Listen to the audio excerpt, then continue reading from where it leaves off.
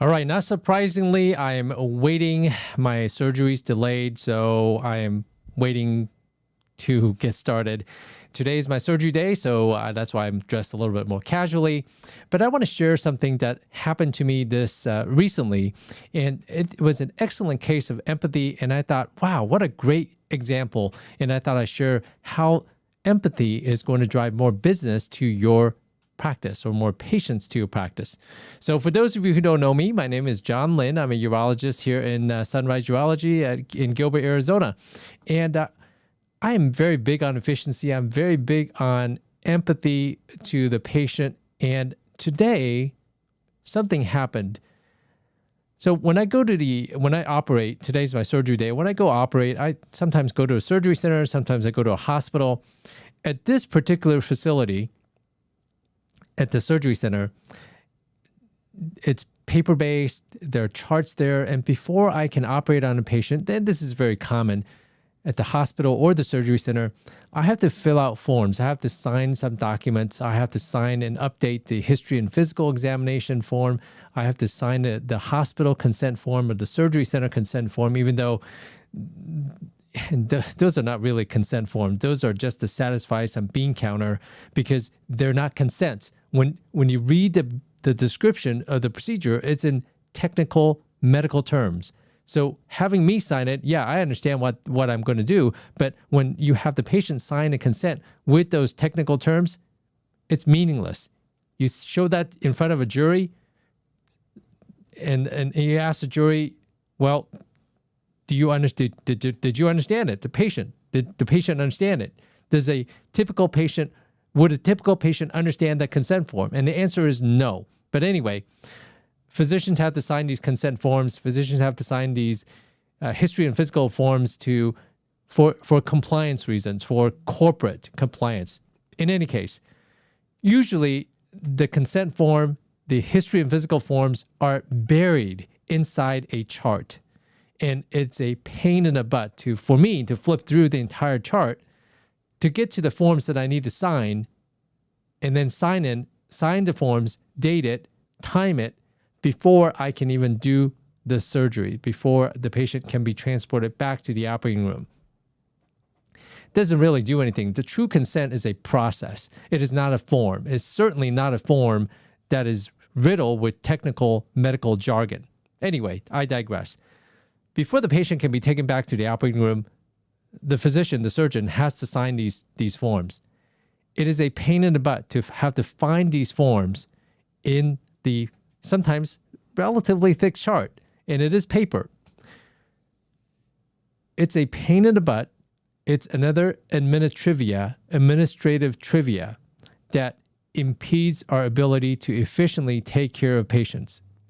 But what happened today in the surgery center was that I showed up, my patient's already on a gurney, and here's a desk, a rolling desk right in front of the patient. The chart is over on the far right, and guess what? The consent form is already present on this table, and the history and physical form were both laid out on the table for me to look at. What? No way, right? Wait, there's more. Not only were they on the table, the physical examination, history and physical examination form is multi-pages. Not only were they on the table, they were flipped to the correct page for me to endorse it. Yes, that's right. Consent form already flipped to the page where I need to sign. History and physical form already turned to the page where I need to sign. Imagine my surprise and delight. And that just put me in a great mood. As soon as I walked there to greet the patient, I'm like, this is great. This is amazing. This has never happened before. And so that is empathy. Empathy from the surgery center or the pre-op nurse who knew that these are the forms that I need to sign so that the patient can go from pre-op to the operating room. And it just makes it so much more efficient. So she was being empathetic to what I have to go through to take care of the patient. And that is empathy. She stood in my shoes and did whatever she needed to do to make my life easier. So that was amazing. And I thought, you know what? I need to share this with my friends, my audience, so that we can all learn from empathy. This is one case of empathy. And here's another something for you to think about when it comes to empathy, when it comes to you as a practice, trying to get new patients to get into your practice. So you want to consider standing in the shoes of that potential new patient who is about to see you or who is considering seeing you. Imagine his or her journey. I have a medical concern. Who do I turn to? Well, they may ask some friends. Your name may be brought up. Your practice may be brought up. Guess what? What is the next thing? What is the next thing that you would do if you're looking for a physician? You go online. You check out the website of this person who you're now interested or your friend told you about. You go to the website. Most likely, about 85% of us are using and browsing the internet using our mobile devices. So you access the website of the practice using a mobile device. Is your landing page mobile friendly? Do you even have a website? And is the website updated? Is the website informative? Does it talk about the procedures that you do, how the patient can contact you, how they can make an appointment? Is there a way for them to make an online appointment? If they are interested, heck, they can click on make an appointment now. Is there such a service or feature on your mobile-friendly website? What about a call to action, a phone number prominently displayed on every single page, right up on top? So if the potential patient wants to call you, your practice, he or she can very easily find your phone number. It amazes me how many medical practices, number one, don't have a website. Number two, don't have an updated website, and it's not a modern website. And lastly, no phone numbers.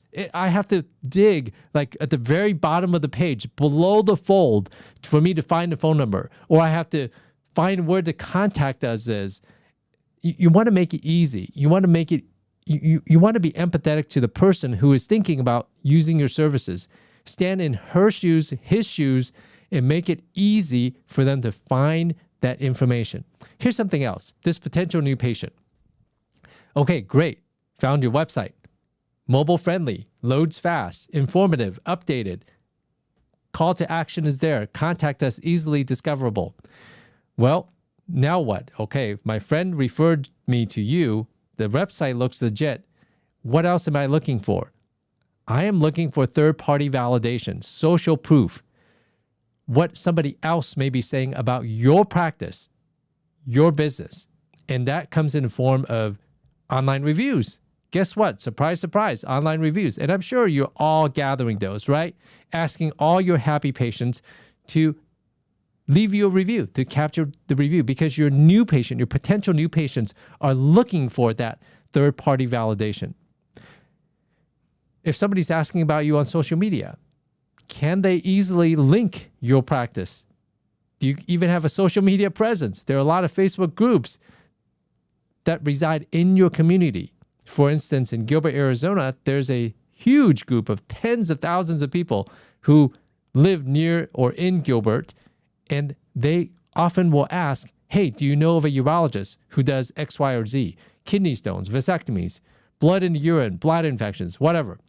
And then often your patients who have seen you can, if you have a profile on social media, can now tag you, tag your practice, or tag you if they know about you, John Lin Urology, John Lin MD, JCLIN MD, whatever it may be. Can they tag you in that post? If you're not even present on social media, they can't even tag you. That's free advertising. These people are tagging your practice so someone who looks at the answer can click on that link and it'll go directly to your social media website or social media site. Come on. So easy. So third-party validation, social proof, online reviews, social media presence, and also videos. Look at this. You're watching this video. There's no better, faster, easier way to get to know me as a person. to know what I sound like, to know what I look like, my personality. If you don't have video on your website, on platforms such as YouTube, you really should think about putting up some content so that your potential customers can get to know you, like you, and trust you before they even see you, which makes it a lot easier once they come to see you. All right, so what about that new patient experience? When potential patients actually call you, are the phones even answered right away? Or are you putting them through a phone tree? Those the horrible interactive voice response systems that we all despise. We all despise. And if you are forced to have one, please make it no more than 3 choices on the top line menu. All right? How are these phone calls answered when your staff answers the phone? And believe it or not, people can hear a response when you're smiling versus when you're responding while not smiling. Is your front desk, are your receptionists, the phone taker, call takers, are they smiling? Are they providing a good interaction, that first interaction with a human? How's that happening? Super important. Because a lot of patients, a lot of these potential patients are thinking, medicine, inefficient, slow, and they come in with that preconceived notion and negative preperception. And when they call you, your practice, and they actually get that negative perception right back, they don't hear a warm voice, they don't see a friendly face. Guess what? Confirmation bias, human nature. I knew it was going to be terrible. So they're already starting out with a negative emotion. And that is definitely not what you want. So you want to make sure that your staff are answering these phone calls with a smile so that you're starting off on the best foot forward with this potential new patient. If these patients are leaving a message saying, hey, I need an appointment, when are you returning these calls? Are you returning these calls right away, within an hour, within 2 hours, that same morning? Or do they never get returned, right? This is insane when I hear people calling practices and they end up losing them in the voicemail loop, voicemail hell, or the phone calls are never returned. And I hear that over and over again, unfortunately, from patients who come to see us, and they tell me that they've been to other practices or try to get in to see other practices. And I learn from all the mistakes that other people are making. Being empathetic is extremely, extremely important. So something else, if for instance, a urology patient is interested in a particular procedure, do you have a frequently asked questions page on your website? If you don't have it on a lot of different procedures, make sure you have it on at least your favorite procedures, the procedures that you love doing. Make sure you have a frequently asked question area so that you can answer these questions before the patient even comes in. It makes your visit so much more efficient too. It just shows that you're being empathetic, because when patients are looking for information, you are the authority. You already provided it. That's another way to be empathetic to your potential patients. And of course, that's just the new patient, to get them in. Once they arrive, how are they greeted?